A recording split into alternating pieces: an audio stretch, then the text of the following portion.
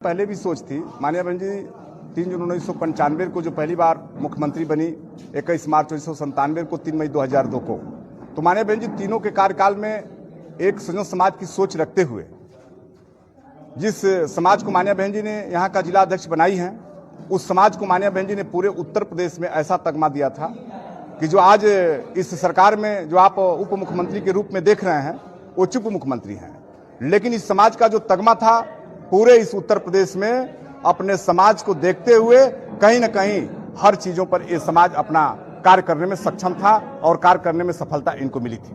क्या लगता है इनके ज्वाइनिंग से पार्टी कितनी मजबूती आएगी? हाँ, बहुत मजबूती आएगी। माननीय बहन जी बड़े सोच समझ के जो हमारा जिला अध्यक्ष बनाई है माननीय रमेश कुशवाहा जी को, तो कहीं न कहीं इनके बनने से ये ओबीसी में एक भूचाल आया है, इनके समाज में भूचाल आया है। तेजी से लोगों को लगा कि कहीं न कहीं हम वहां जो दूसरे दल में थे, हमारा कोई कार्य नहीं हो रहा था, मुझे वहां ठगा गया था। अखिलेश और स्वामी को लगा तगड़ा झटका, मौर्य, कुशवाहा और ब्राह्मण बसपा में। जी हां दोस्तों, आपने बिल्कुल सही सुना। मैं हूं पराग महेंद्र, आप देखना शुरू कर चुके हैं नेशनल चौपाल। इस वक्त की सबसे बड़ी खबर से आपको रूबरू कर रहे हैं। बता दें कि बहुजन समाज पार्टी में समाजवादी पार्टी के तमाम 10 बड़े नेता बहुजन समाज पार्टी में शिरकत कर चुके हैं। बहुजन समाज पार्टी की राष्ट्रीय अध्यक्ष बहन मायावती के जरिए उत्तर प्रदेश में चलने वाली तमाम सियासत, संगठनात्मक बैठक और सुपर एक्टिव मोड, इसका असर इतना पड़ चुका है कि अब समाजवादी पार्टी के, भारतीय जनता पार्टी और कांग्रेस से ताल्लुकात रखने वाले लोग लगातार बहुजन समाज पार्टी में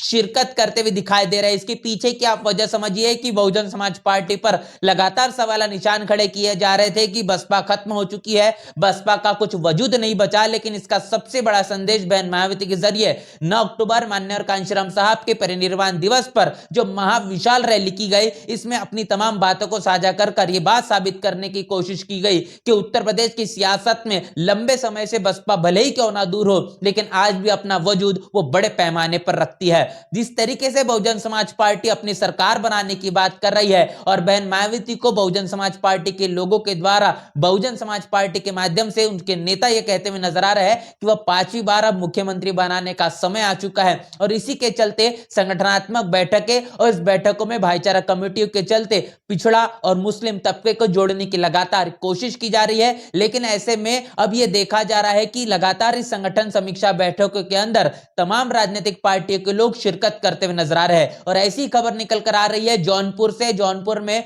बहुजन समाज पार्टी की समीक्षा बैठक, उसमें तमाम बहुजन समाज पार्टी के कार्यकर्ता मौजूद और उन तमाम कार्यकर्ताओं के बीच समाजवादी पार्टी के जो लोग, जिसमें कुशवाहा, बिंद, मौर्य और ब्राह्मण समाज से ताल्लुकात रखने वाले बहुजन समाज पार्टी में लोग शिरकत कर चुके हैं। इसका मतलब यह साफ हो चुका है कि साइकिल की सवारी छोड़कर अब हाथी की सवारी करना लोग शुरू कर चुके हैं। यह बात याद दिलाती है 2007 की, जब बहन मायावती के जरिए उत्तर प्रदेश में पूर्ण बहुमत की जब सरकार चलाई गई तो कानून के माध्यम से कानून का राज कैसे प्रस्थापित किया जाता है, सर्वजन समाज उत्तर प्रदेश में कैसे खुशहाली वाला जीवन जी रहा था, ये चीजों को याद करता हुआ अब हर एक तबका दिखाई दे रहा है। इसीलिए उन्होंने भारतीय जनता पार्टी की सरकार वो लगातार देख रहे हैं, समाजवादी पार्टी की सरकार देख रहे हैं। अब कहने की बहुजन समाज पार्टी के राष्ट्रीय अध्यक्ष बहन मायावती के जरिए जो शासनकाल चलाया गया, उस शासनकाल को याद करने का काम लगातार किया जा रहा है। और ऐसे में अब ये फिर एक बार विश्वास तमाम समाज का, खासतौर पर ब्राह्मण तबके का होता हुआ दिखाई दे रहा है कि मान सम्मान की अगर कोई रख रखाव रखता है, इसकी अगर कोई सबसे पहले पहल लेता है तो बहुजन समाज पार्टी है। अब कहने के ब्राह्मण तबके के जरिए बड़े पैमाने पर योगी आदित्यनाथ को वोट देकर भारतीय जनता पार्टी को उत्तर प्रदेश में सरकार में बिठाने का काम किया गया।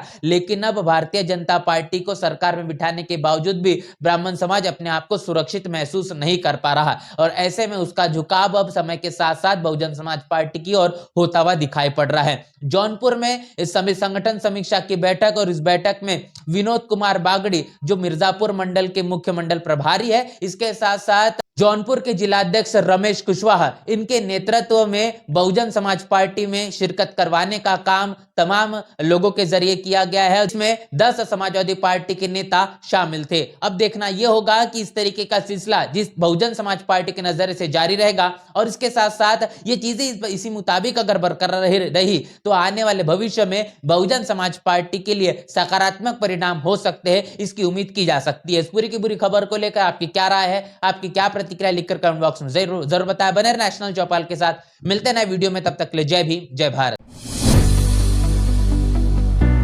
बहुजन समाज की हर खबर पाने के लिए चैनल को सब्सक्राइब करें, लाइक करें, शेयर करें।